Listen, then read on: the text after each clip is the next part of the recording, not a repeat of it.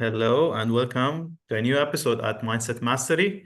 I'm your host, Ahmed Assaf, and today we have an amazing guest, as usual, Dania Moussallem. How are you today, Dania? I'm great, thank you. How are you? Oh, good.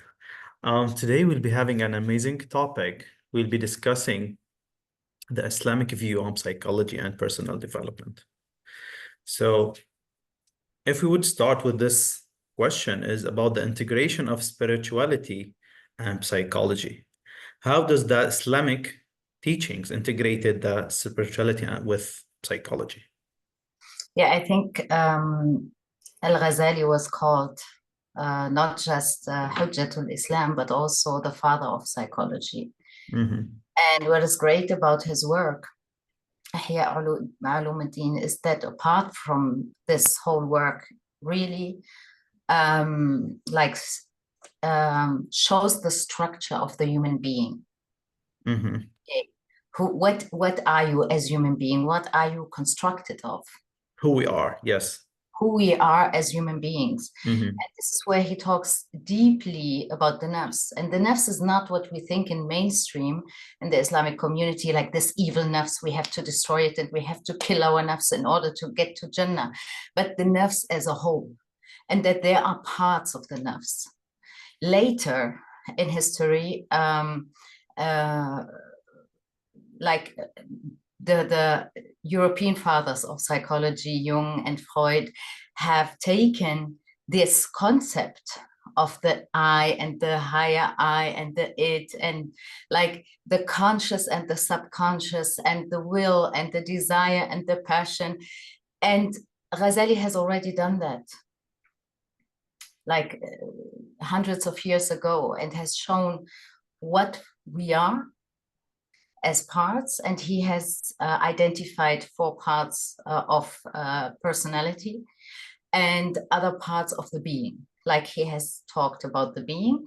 The being is the mind, the heart, or what he calls the heart. He said, we will call it the heart because we cannot talk deeper about the soul. Allah has not given us more information about it.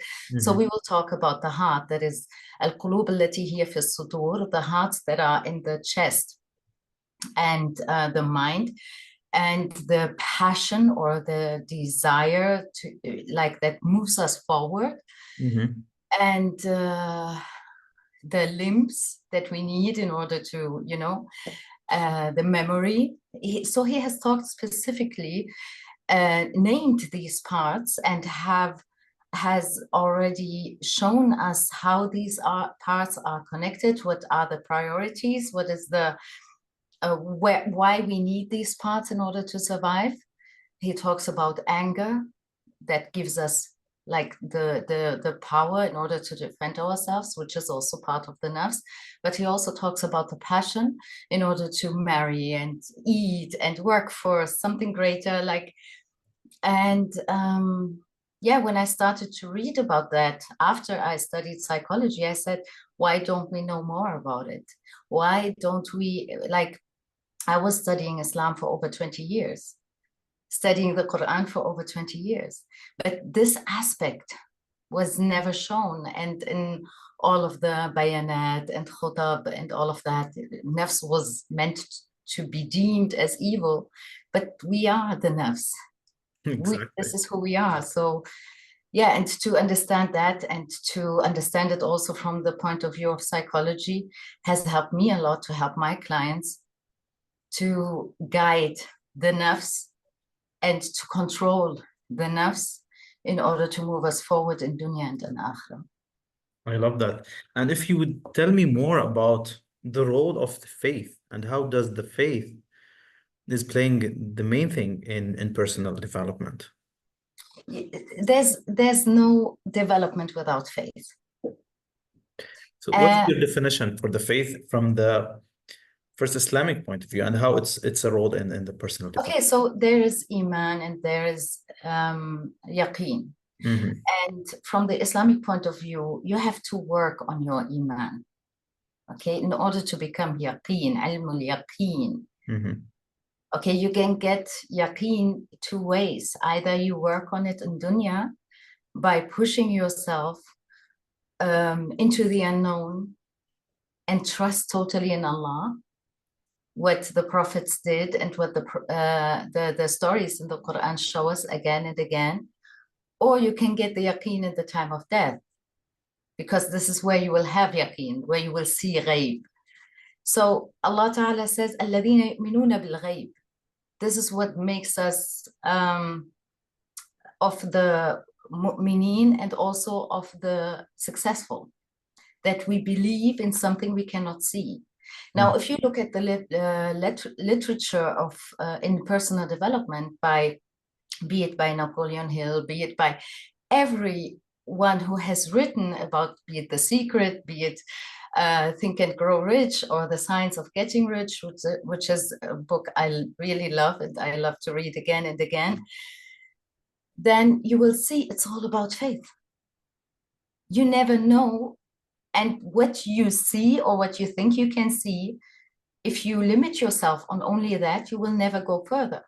You have to believe in something more than you can see, in something that is still in ghaib. So when you do these visualization exercises or do your goals, write it down and say, like Bob Proctor teaches us, I'm happy and thankful. I always write down like, Alhamdulillah, Allah has given me this and that. You have to believe in something that is not there yet in order to create it. So this is what Iman and Yaqeen is. But I think where we get misguided in the personal development is the belief in the self. And it angers me a little bit, because the self is so vulnerable and so weak. We are great beings. We can like really create, with the help of Allah, miracles. And I've seen that because I was on the UPW, I walked on fire. So I'm a fire walker.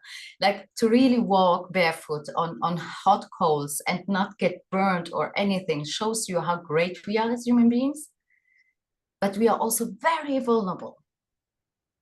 Like we have nothing under control. We cannot control things. We cannot trust ourselves, because in the self there is greed, in the self there is sabotage, in the self there is past traumas, fear. Everything is in the self.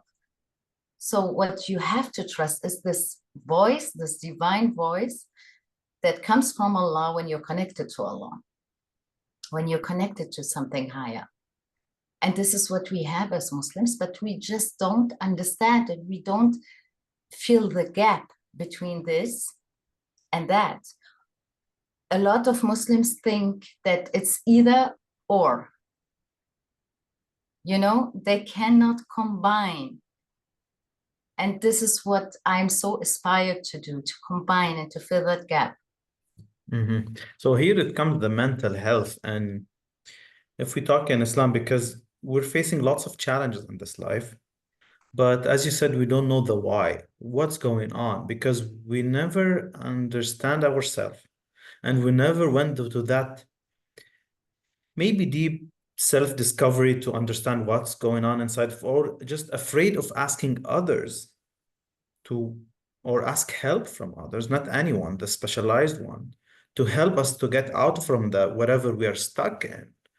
And if you could tell us more about that mental health and how could, because everyone is facing lots of issues in his life or her life. So through your experience, what could be like a practical way? I would add to, you said people are scared to ask others and to get out of that. They are even scared to face their mental health issues. They distract themselves. This is how workaholics are created. This is how people who always, you know, these bitter people who always whine, like there's no. They always whine and whine, but this is a distraction from the deeper pain that they are facing inside, or they get anger issues or other addictions. But this is because they are too scared to look inside what is really hurting them. And it can be things that are trivial. This is why, or that seem trivial to the other person, or to like compared to what people are going through in Gaza or in other places of war. What is my problem? It may seem trivial, but it's not solved yet. And we have not learned to solve things under the umbrella of have sabr, don't complain, or under the umbrella of don't you have iman, don't you believe? Like, I've heard it so often, and this is what makes us, and it's not like it's not huge to face your personal story, or to face what is sabotaging you, or to face your fears. It's so important, but we are too scared that if we open that door, the box of the Pandora will open. And it happens, it really happens. The box of Pandora, like, you really start to feel the pain. So what do? Especially in the Arab society, we numb ourselves. Then you talk about the patience, and just from 2 days, I make a post on Instagram, and I said that there's a man fishing, and he's patient and just fishing, and all the fishes are on the opposite side. And he said that's not sabr. Sometimes you have to change your direction. Sometimes you have to change your direction, and sometimes you have to change your Thoughts. Yeah. Your So thoughts, yourself. Sometimes you even have to change your surroundings. 100%. Sometimes there's nothing wrong with you, but you are like surrounded by people who are constantly whining and constantly complaining, constantly seeing this world as something dark, and feeding you with hopelessness, and feeding you with, like, making you small. Even in the schools, I live in Germany, and even in the schools, it's like, yeah, you as a migrant, or the child of a migrant, you don't have a chance to go to university. This is what they really put in their minds as children in the primary school. So sometimes you have to change your surroundings. Sometimes you have to change who you're talking to, who you're listening to, because it's like arrows that are shot in your heart, thoughts that are put in your mind. As Jim Rohn says, like, if you take a coffee, and if someone puts sugar in your coffee, what will happen? Nothing will happen. Your coffee will become sweeter. But if someone puts poison in your coffee, what will happen? You will die. So what he means with coffee is your mind. Sometimes it's really what you hear on a daily basis, the news. Whenever I open my Instagram, it's always news about discrimination, or about the police violence, or about, like, don't show me that. I know that this exists, and I'm not ignorant about that. And I include all of these people in my du'as, but it's not how I want to wake up in the morning, and how I want to have a hopeless and dark energy, this dark cloud from the morning guiding me through the day. I love it. So how could we tell our audience, like, a practical steps to just conquer themselves from all the surrounding, especially conquer their kids in school, or even at university, because the environment, it's much stronger than heredity. And that quote. So what would be like a practical steps for our audience to follow and make that control our five senses? Morning routines, because this is what you're in control of before you go out to this world. You are in your own intimate environment, and before you go out, prime yourself, like morning routines. We are talking now to a Muslim audience. So after you pray Fajr and you make the Masnoon du'as for the morning, think about what you're saying. We come into this automatism. Like when I say, Allahumma inni as'aluka khayr ma fi hadha al-yawm. Oh Allah, I ask you for the good of this day.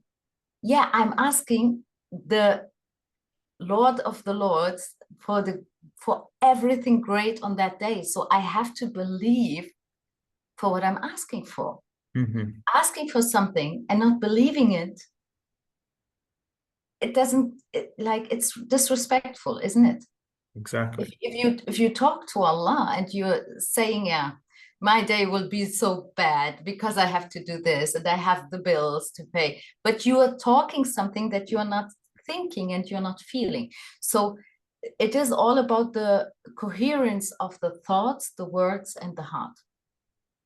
Mm-hmm. Think positively in the morning, speak positively in the morning, and feel positively in the morning, and believe. This is where we come back to the faith. Believe that what you are asking for will happen. Surely there's no other option, because you are asking someone who has promised, Dania Moussallem. Mm-hmm. So those are like a practical step for anyone. He can follow it in And his it's simple. morning routine, and it's very simple and straightforward.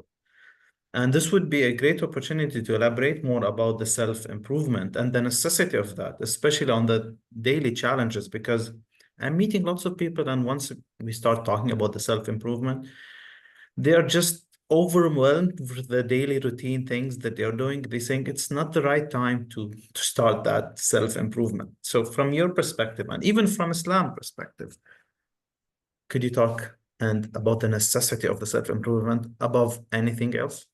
Yes, of course. You know, in Islam, we don't live ba'abatha. We don't live in a way, or we shouldn't live in a way that compares us to animals, because we are higher than that. Allah has honored us above the angels because we have certain qualities that Allah has given us that are of a kind that is really great and honorable. Okay. Mm-hmm. So how do we get from that level that most people live in? And it would be the level of the animals. We react, we get angry like dogs, we bark, we live for our desires, we run after, to that level that Allah Ta'ala has honored us with. It only goes with personal development. And there's a meaning to our lives. No one was created for nothing. There is a meaning, and everyone, like I've talked about the human being as such and how honorable the human being is with his specific qualities. Now every individual has qualities no other individual has, and it has a reason. And I think it's really our duty, it's fard, it's our duty to like find out what is the reason. And we have been created for a certain time, been born and brought to this earth for a certain time. And we have two meanings, two purposes of our being. One purpose is to وَمَا خَلَقْتُ الْجِنَّ وَالْإِنسَ إِلَّا لِيَعْبُدُونَ. I have created jinn and ins to serve or to obey me. But in the tafsir, it is said to know me, يَعْرَفُونَ, to know me. So how do we know Allah? By copying and mirroring Allah's attributes, like generosity, mercy, his attributes, even creation, his attributes. Mm-hmm. So by copying his attributes and by mirroring Allah's will on this and reflecting, we get to know Allah more and more. Like And how can we also come at the same time. Yes, how can we know what mercy is? How can I ask the merciful if I don't have mercy inside of me? If I don't know what mercy is? So I know as a mother, when I'm merciful with my child, when I have mercy, when I overcome myself and give my child, even if I don't want to give my child something, but I give it because there's this mercy that I have inside. Now I can imagine Allah's mercy. So when I ask Allah from this concept that, Ya Allah, you are the merciful, Mm-hmm. you are the most kind, you are the generous. If someone knocks on my door and I show generosity, now I know how it is when I knock on Allah's door, because He is like more and more of whatever you can find. Now, the second purpose is to build on this earth, imaratul ard. Now, how can I build on this earth with who I am? By knowing myself even more, knowing what I'm good at, knowing what I desire, knowing what, and I always talk to my clients about the divine desire. There are like superficial desires that we have. I desire to eat this today. I desire this and that. I desire a wife that looks a certain way. I desire a husband that has a certain money, Yes, account. These are superficial desires, but there's some desire that was put inside of us, and this is a divine desire. And I always say, this divine desire that you have since you were a child, maybe, there's something that is pulling you. It is a divine pull, a direction where you are pulled. Look how you can serve Allah and this earth by fulfilling exactly that desire. And this is where personal development and self-improvement comes in. You have to be more you. Recently someone asked me, why do you work that work? Why do you want to change people and their lives? I said, I don't want to change people. I want the people to become more of who they are, because they are great. And I can see that. And I don't want to change their lives, but it will change. It will change. If there's something certain in this world, it's change. It can change to the better, it can change to the worse. You can decide. exactly. And here, if you could elaborate more about building this world and being creative, because you could be either or of the two camps. Either you'll be building and creating or disintegrating. So what leads people to one of those two camps, and how they could change if they are in the disintegration camp, how they could be more creative? What are the practical steps to start doing it? It's a decision. وَإِذَا عَزَمْتَ فَتَوَكَّلْ عَلَى اللَّهِ. Mhm. Like, first you have to make a decision. And sometimes people need to feel pain of not growing. Mhm. Like, it's really the law of expansion. If you don't grow, Mhm. you crumble. You can see it in the plants. You can see it in nature. You can see it with the animals. There's no animal that says, okay, I think I don't want to grow anymore. It's enough. Like, I'm there where I want to be. This is the way how things go in nature, and we are the same. And even our hearts are the same. Either you grow inside, because we have like a whole universe inside of us. Either this grows or it crumbles. You can, if you give a child food and drink, but you don't give him love to grow spiritually, to grow mentally, to grow as a person, they will crumble. And studies were made with babies and small children. They died. They literally died because they were not let to grow. Their bodies grew, but without the soul, without the spiritual aspect, without this universe inside of us, they died. Now, you might say, but yeah, but I don't die. Like, for me, I'm living this way for 20 years, I didn't die. But look at your heart. Mentally. At your heart, what do you feel? What do you experience? Because I was there, and it's death. It's inner death. So now, what can you do practically? Yes. First of all, as I said, some people need to suffer enough. And when the suffering is big enough, this is where they decide. Emotional impact. That's what they This is where they decide, where they say, Yeah. no more. I was being humiliated enough. I was being put in certain situations enough. And then someday they understand it's me. It's not from the outside. I need to change it. So this is where it starts. Make the decision. And it's a good thing. It's in their hands that they can change everything. So it's their Exactly. choice. And that God give us that will to choose. Exactly. So then after you make that decision, it's really وَإِذَا عَزَمْتَ, when you really make a sincere decision, فَتَوَكَّلْ عَلَى اللَّهِ. Now let things happen. Be open. Like, I could give step-to-step practical advice on how to change. Look for a coach, look for buy this book or that book. But it's for everyone, it's something different. Yes. This is where trust has to come. Allah will The first send step, the main step is the decision. decision. Yes. Okay. So they should have a minimum level of awareness to know that's enough is enough. Because if they continue, they will be in, just as you said, it's an emotional impact. They get to the point that they're dead. That's a disease. I don't do it every day, but from time to time, I really sit down and I journal. I do it, like, the journaling is nearly every day. But from time to time, I think about, okay, where am I heading? Mhm. I don't know what is happening in the future. But where I am heading now, I ask myself two questions. If I died today, would I be satisfied? Would my surrounding be satisfied? Like, would I have left something behind Like a that is legacy. greater than my physical being? This Mm-hmm. is the first thing. The next thing is I ask myself, if I keep heading in that direction, of course, I don't know for sure, but my logical mind, what does it tell me? Where does it head to in 5 years? Because you don't see the difference in 2 days or in 2 weeks Exactly. or in 2 months. But let's say in 5 years That's a lot. Yeah. or in 10 years. And if you are not satisfied with the results, Redirect. redirect your thoughts, redirect your direction.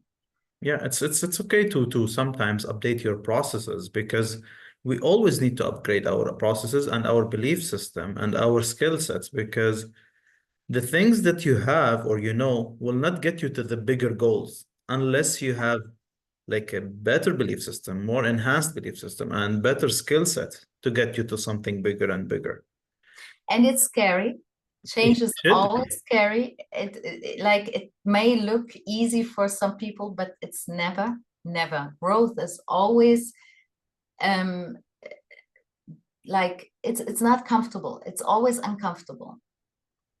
It doesn't matter how long you have been in this personal development or how long you have been in this growth mindset, it will always be like, as Bob Proctor said, this terror barrier. Mm-hmm. Now I really feel that I hit this terror barrier every second month, and I'm like, again. Yeah, it's a habit. It becomes to you as a habit. It's okay. It's something. It's There's a always not. scary, and don't Yep. wait until the fear Attack it. goes, because it will be there. Don't blame yourself. Like, be kind with yourself. This is what I have been missing in the personal development realm. Like, Mm-hmm. bigger, higher, faster, hustling and hustling, especially for us women. Be kinder to yourself, be more gentle to yourself, Mm-hmm. listen to yourself. If you need a pause, it's like it's no one will come and punish you. Be at your own pace. It doesn't matter. You don't have to prove to anyone that you are the master manifester and you could manifest in 1 year what others have manifested in 10 years. Maybe it will take 10 years. Maybe you will manifest what you want and your dream will come true after your death. It doesn't matter. That's why we have to specify our direction and always keep upgrading our processes to get to the point that we're really Yes. directing to. That was really amazing insight. So what would be your last message to our audience? What I other think, practical things or any insight you would love to share with us? when I am Lebanese, so Mhm. I grew up in Germany and we haven't been very strictly traditionally religious in our upbringing. But when I was about 14, 15 years old and I saw what is going on in my friendships, like drugs and alcohol and all these things, I decided to take the very traditional route.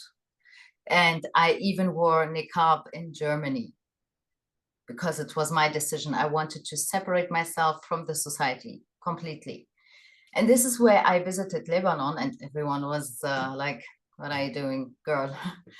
My uncle, he lived in Australia for most of his life, and he was really in the company of Aborigines for decades. He came back as some hippie Aborigine. Everyone thought he was crazy, but he was really wise. He was so wise. So, and he used to live on the roof of our house, like of the family house. He lived on the roof and he was isolated from the people. So I went up and he saw me and he said, "So you are very religious now, huh?" I said, "Yeah, Alhamdulillah." I was so proud of myself.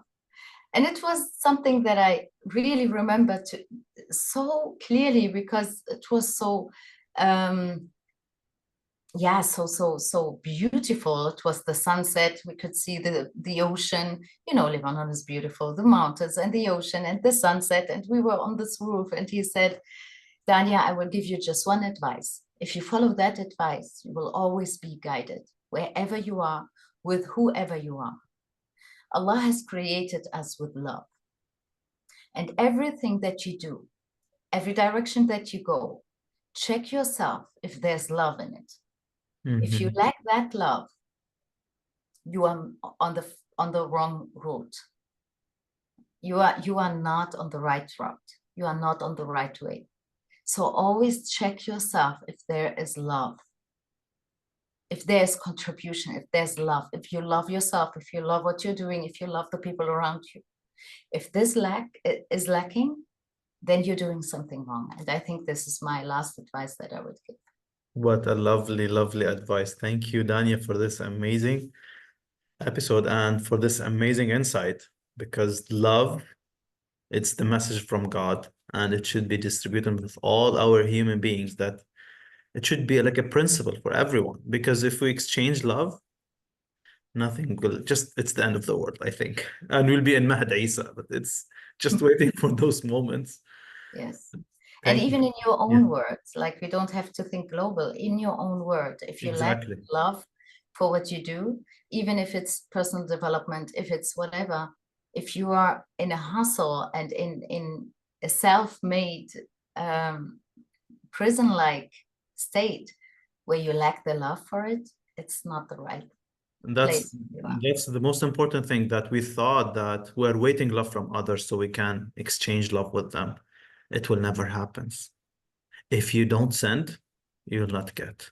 So If you that's don't the become main it. thing. Yeah, everything starts within you. Yes, If you don't send that energy, don't exactly. expect and don't wait for it to come back. But by default, it will come back to you, the same energy back. Yes. Thank you, Danny, for this amazing episode, and looking For your forward to see time. you. Thank you. Okay, bye-bye. Bye.